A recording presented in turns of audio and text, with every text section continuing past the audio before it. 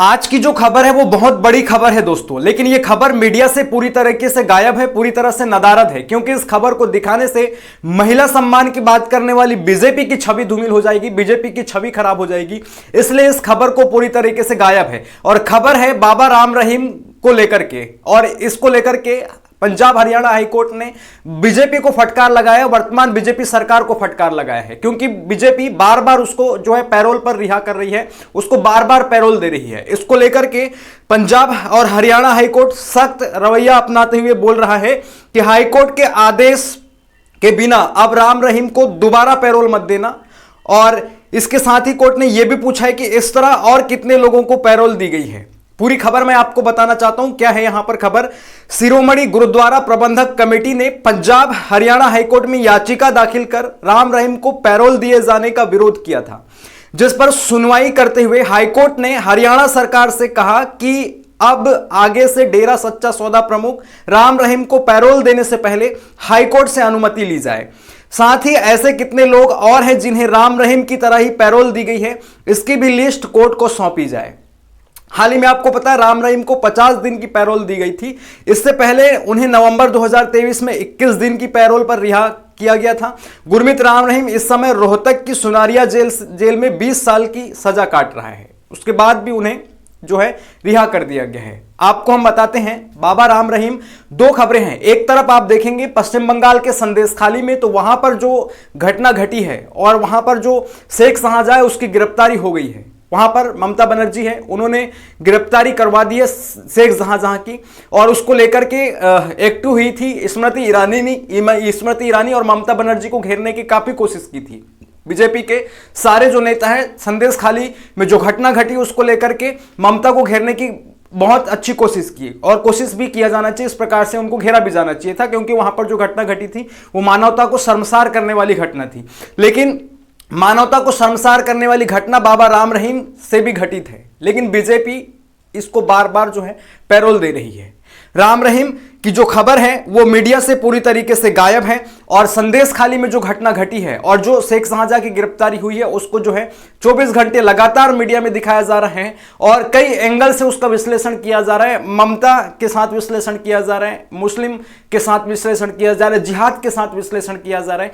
शेख शाहजहां के ऊपर अभी जो है आरोप साबित नहीं हुए हैं, उनकी गिरफ्तारी हुई है और वहां पर जो कालाकांडी किया उसमें तो उसका हाथ है ही, लेकिन अभी कोर्ट में उसका जो ट्रायल चलने वाला है। लेकिन यहां पर जो सजा याफ्ता है राम रहीम, बाबा राम रहीम, उसको बार बार बीजेपी पैरोल देती है और महिला सम्मान की बात करती है ये बीजेपी। हम आपको बता देते हैं राम रहीम को 2 अलग अलग हत्याओं के मामले में दोषी ठहराया गया था, और उन्होंने अपनी ही जो सेविकाएं थी उनके साथ जो है बलात्कार किया था। अपनी 2 महिला अनुयायियों के साथ उन्होंने बलात्कार किया था, और ये भी जो है पुष्टि हुई अदालत में, और उसे दोषी करार दिया गया और उसे सजा सुना दी गई, और उसे बार बार पैरोल दिया जा रहा है। अब तक उन्हें कैसे पैरोल मिला है, कब कब मिला है, ये पूरा मैं आपको यहां बताऊंगा। लेकिन पैरोल मिलती कैसे है इसे भी आप थोड़ा सा समझ लीजिए। पैरोल सजा पूरी होने से पहले मुजरिम को जेल से मिली कुछ दिनों की रिहाई होती है, जिसके लिए अच्छा व्यवहार होना भी एक शर्त है, और इसी शर्त की वजह से बीजेपी उन्हें बार बार पैरोल दे रही है। बाबा राम रहीम को बार बार पैरोल दे रही है उनके अच्छे व्यवहार के चलते। मतलब वो अच्छा व्यवहार जो है जेल में कर रहे हैं, इसको आधार बनाते हुए बीजेपी उनको बार बार जो है रिहा कर रही है, बार बार पैरोल दे रही है। और मैं आपसे यह भी बता देना चाहता हूं कि एक दिन ऐसा आएगा कि उनके अच्छे व्यवहार के चलते उनकी सजा को माफ कर दिया जाएगा और उन्हें पूरी तरह से रिहा कर दिया जाएगा। यह बीजेपी की मेंटेलिटी है, और यह बीजेपी की महिला सम्मान वाली नीति है, और यह बीजेपी की महिला सशक्तिकरण वाली नीति है। इसके लिए कैदी को जेल से बाहर निकलने के लिए जरूरी वजह बतानी पड़ती है पैरोल के लिए, और संबंधित राज्य की सरकार उसे पैरोल देने पर आखिरी फैसला करती है। तो आपको पता है हरियाणा का रहने वाला है ये बाबा राम रहीम, और हरियाणा में भी मनोहर खट्टर लाल की सरकार है, बीजेपी की सरकार है, केंद्र में भी बीजेपी की सरकार है, और अच्छे आचरण का हवाला देते हुए बाबा राम रहीम को बार बार पैरोल से रिहा कर दिया जाता है। और ये जो फटकार अभी बीजेपी को पड़ी है पंजाब हरियाणा हाईकोर्ट से, उस खबर को मीडिया से पूरी तरीके से गायब कर दिया गया है। और खबरों में क्या दिखाया जा रहा है? शेख शाहजहां की खबर दिखाई जा रही है, संदेशखाली की खबर दिखाई जा रही है। बस आपको मैं बताता हूं ये बाबा राम रहीम को कब कब जो है पैरोल मिली है। आपको इनको बताते हैं, इनको पहली पैरोल जो है अक्टूबर 24 2020 में मिली थी, एक दिन के लिए। दूसरा पैरोल मई 21 मई को, दूसरा पैरोल एक दिन के लिए। फिर 7 फरवरी को 21 दिन के लिए इनको पैरोल मिला था।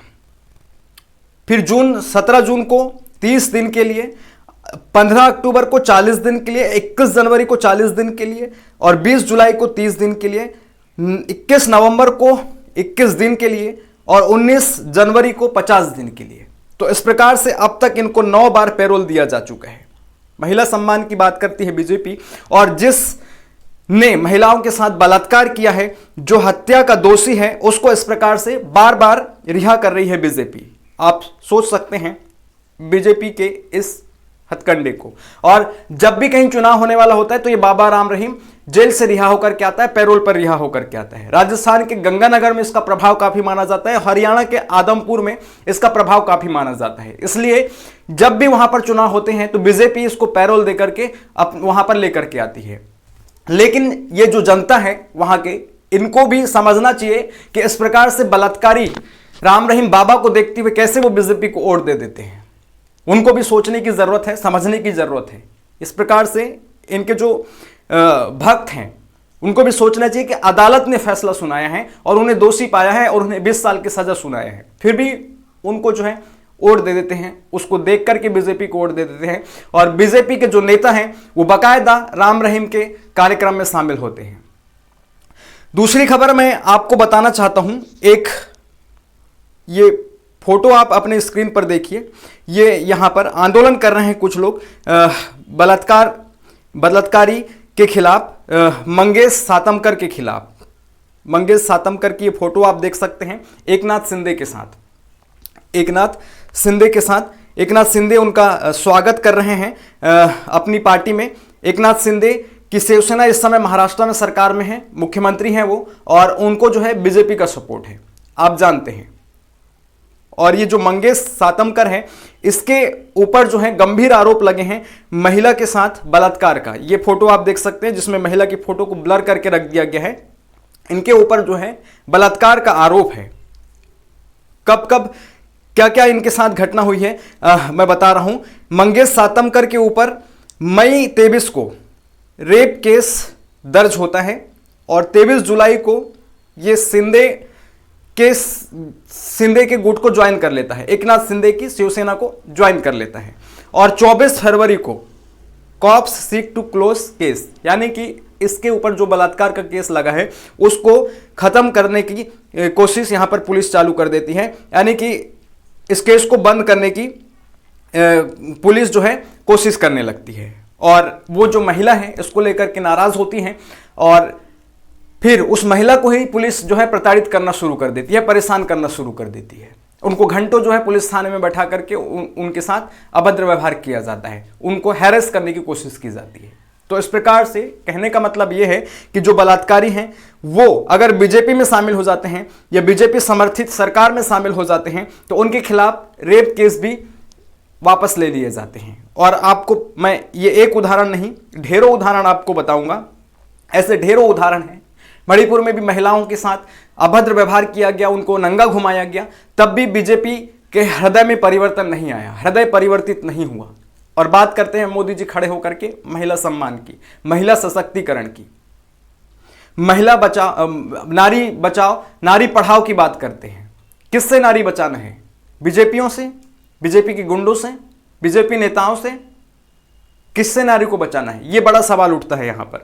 आपने देखा बीएचयू की छात्रा के साथ जब जोर जबरदस्ती किया गया वहां के कैंपस में, तो वो भी बीजेपी आईटी सेल के ही लोग थे, बीजेपी के ही कार्यकर्ता थे, बीजेपी के ही लोग थे। और वही जाकर के मध्य प्रदेश के चुनाव में फिर बीजेपी के लिए चुनाव कैंपेन करने लगते हैं। इसी प्रकार से आप एक बड़ी खबर तो आप जानते हैं, महिला पहलवानों ने जिस ब्रजभूषण शरण के ऊपर यौन आरोप लगाए थे और उसकी चार्जशीट दिल्ली पुलिस ने दाखिल की थी। मैं यहां पर अपने मनगढ़ंत चीजें नहीं बता रहा हूं, दिल्ली पुलिस के पास बाकायदा चार्जशीट दाखिल है ब्रजभूषण शरण के खिलाफ और 6 महिला खिलाड़ियों ने उसके खिलाफ जो है गवाही देने के लिए पेश हुए थे। फिर भी ब्रजभूषण शरण सिंह का क्या हो गया है? आज अभी भी वो संसद में बैठते हैं, स्मृति ईरानी और प्रधानमंत्री मोदी के पीछे बैठते हैं और बैठने के बाद भी संसद में महिला सम्मान और महिला सशक्तिकरण की बात करते हैं। ब्रजभूषण शरण सिंह। इसी प्रकार से अभी आप उत्तर प्रदेश के कानपुर में ही देख लीजिए, ईंट भट्टों में काम करने वाली 2 बच्चियों के साथ बलात्कार करके उनको पेड़ में टांग करके मार दिया गया। उत्तर प्रदेश में किसकी सरकार है? बीजेपी की सरकार है। तो फिर ये बीजेपी जो महिला बचाओ, महिला पढ़ाओ की बात करती है, महिला सम्मान की बात करती है, महिला सशक्तिकरण की बात करती है, तो इस प्रकार का ये दोहरा रवैया क्यों अपनाते हैं जब इन बलात्कारियों के खिलाफ कठोर कार्रवाई नहीं कर सकते हैं तो? और जिस बलात्कारी के ऊपर आरोप सिद्ध हो चुका है, जो 20 साल की सजा काटने के लिए उसको जेल हो चुकी है, तो उसे बार बार पैरोल पर रिहा क्यों किया जा रहा है? बाबा राम रहीम को बार बार पैरोल पर रिहा क्यों किया जा रहा है? इस प्रकार से ये एक घटना नहीं है, देश में अनेकों घटनाएं इस प्रकार से हो रही है। और इस प्रकार की घटना संदेश खाली में होती है तब बीजेपी के सारे नेता एक्टिव हो जाते हैं। स्मृति ईरानी भी एक्टिव हो जाती है ममता बनर्जी को घेरने के लिए। ममता बनर्जी ने तो वहां पर शेख शाहजहां को गिरफ्तार तक करवा लिया है, लेकिन आप क्या कर रहे हैं? आप तो ऐसे राम रहीम बाबाओं को जो है बार बार पैरोल देकर के रिहा कर रहे हैं, बार बार उनको बाहर निकाल करके ला रहे हैं। और अगर कोई बलात्कारी आपकी सरकार में शामिल हो रहा है तो उसके ऊपर से आप केस हटा लेते हैं, पुलिस की चार्जशीट हटा लेते हैं, और ब्रजभूषण शरण सिंह जैसे यौन आरोपियों को आप अपनी संसद में बैठाल करके रखते हैं, आप अपनी पार्टी में बनाए रखते हैं। तो ये बड़ा सवाल उठता है जो महिला सम्मान की बात करती है बीजेपी, उसके ऊपर। इस पूरे खबर को लेकर के आपकी क्या राय है? कमेंट बॉक्स में अपनी राय दागिए और यूट्यूब चैनल को सब्सक्राइब कीजिए, फेसबुक में फॉलो कीजिए, वीडियो को दोस्तों के साथ शेयर कीजिए। धन्यवाद। जय हिंद।